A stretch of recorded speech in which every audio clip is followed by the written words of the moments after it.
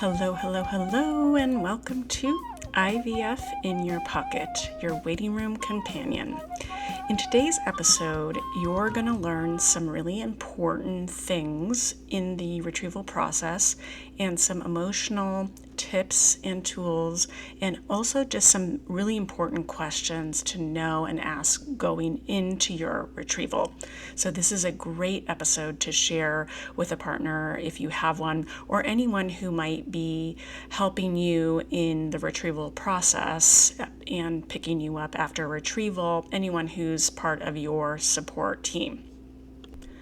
Oftentimes, the emotional journey is tougher than the physical journey in terms of the retrieval. The physical process is hard. It is a surgery. It's a quick surgery, but it is a surgery. So there is often pain associated with that in terms of post procedure, but really it's the emotional piece that's so difficult about the retrieval, particularly that you have just gone through something really intense physically, and then there's not something to show for it immediately. There is a lot of waiting. So that can be really difficult, and sometimes the news is not news you want to hear. Sometimes it is really disappointing news.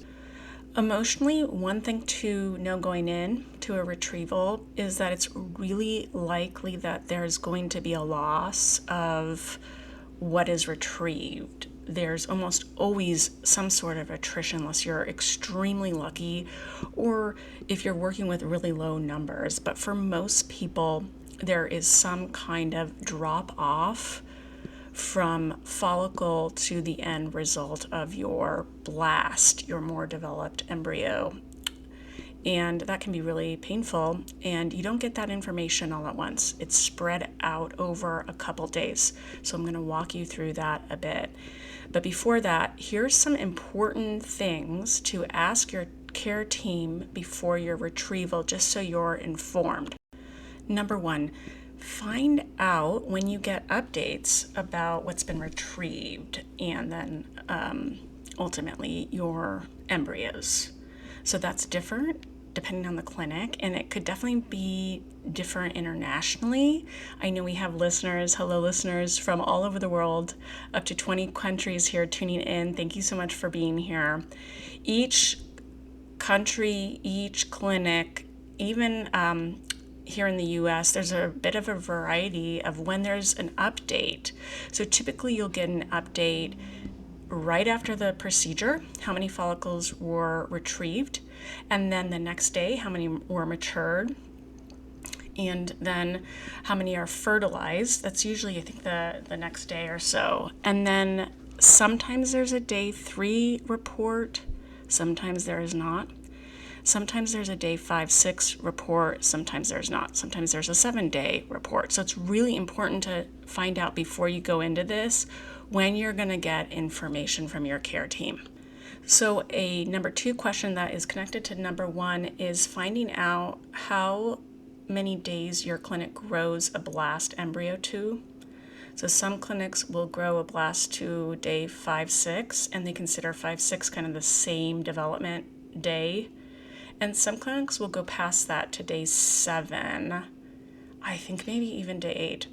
So you want to just get a sense of how long your clinic is going to be growing your embryos, and when then to expect a report about the status of your embryos. And connected to these questions is a little tip. Once you find out when you're going to get an update, it's important to follow through if you don't hear from your clinic on that day about the embryo development. You can always send an email, make a phone call just saying, hey, I know I was supposed to get some results. I'd love to hear how things are going so that you're not having to wait even more. So this next tip deserves an asterisk. It's probably one of the most important nuggets of the episode. So if you're a partner, please pay special attention to this.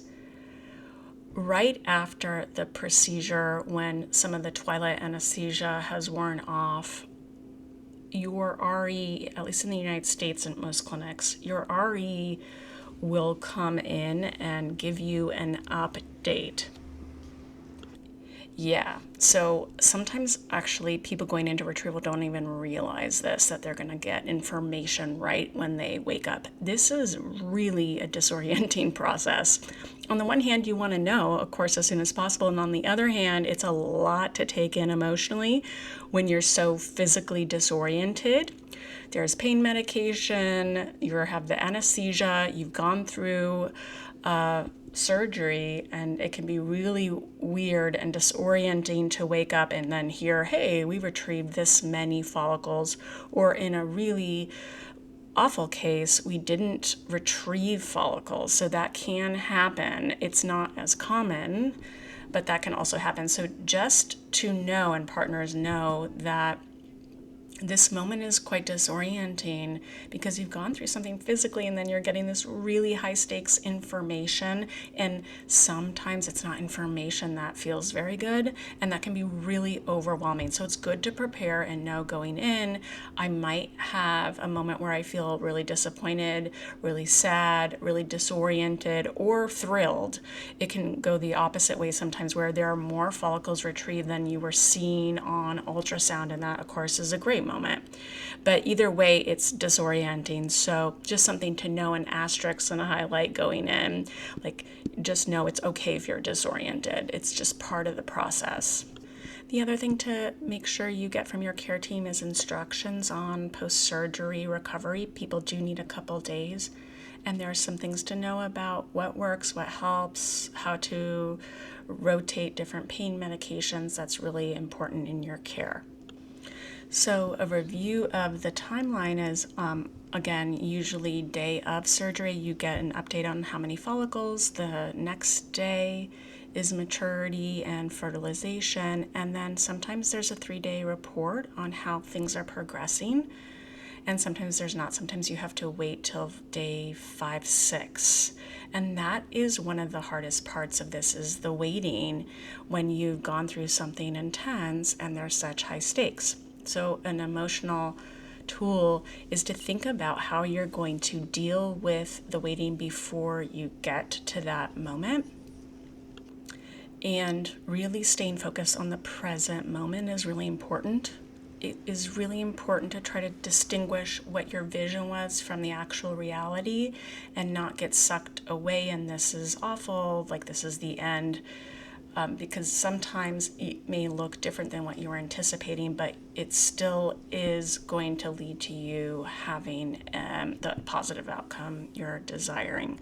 So it's really important to be okay if what you're hearing in your results doesn't match your expectation, and telling yourself this is okay, this is not what we were expecting, but this is pretty normal, and reminding yourself that it is really normal to have a drop in a nutrition, and that's probably going to feel disappointing. There's no way out of the disappointment around that. When you're waiting, once you're feeling better, it can be really helpful to just think of it as another week and go about your day as if you haven't just had this procedure. That can be helpful. Other people just want to focus on their recovery and getting their body back and feeling good in their body again. And so you have to really think about what works for you, but it's less helpful to focus on the seconds going by until you get the next update and then feeling overwhelmed if the update isn't what you expected. And then finally, another really important question to ask your care team: if you're going on to get genetic testing of your embryos, it's really a nice thing to just double check and see how long that wait is going to be, because that's another wait actually. So if you're sending them out for testing, that can be up to 2 weeks. Some depending on the time and the clinic, sometimes it's faster than that, but it's good to know because that's more waiting. So this is such an intense and overwhelming journey, and I just shared a ton of information. It is really important as a tool to just honor what your body has done and the journey you're on, regardless of what the outcome is, because you've been through something, and that deserves real acknowledgement. And a really big takeaway from this episode is, before you go into the retrieval think about how you're going to deal with the waiting and the letdown, if there's going to be a letdown, before you go in. So you're preparing your body for this retrieval physically. Why not also prepare yourself emotionally for the things that come along often, which is disorientation, some loss and upset if it's not the result you wanted, and just an overwhelming kind of experience, and recognizing what you've been through. I'd love to hear more from you about what I missed here, or other thoughts you have about what helped you in your retrieval journey.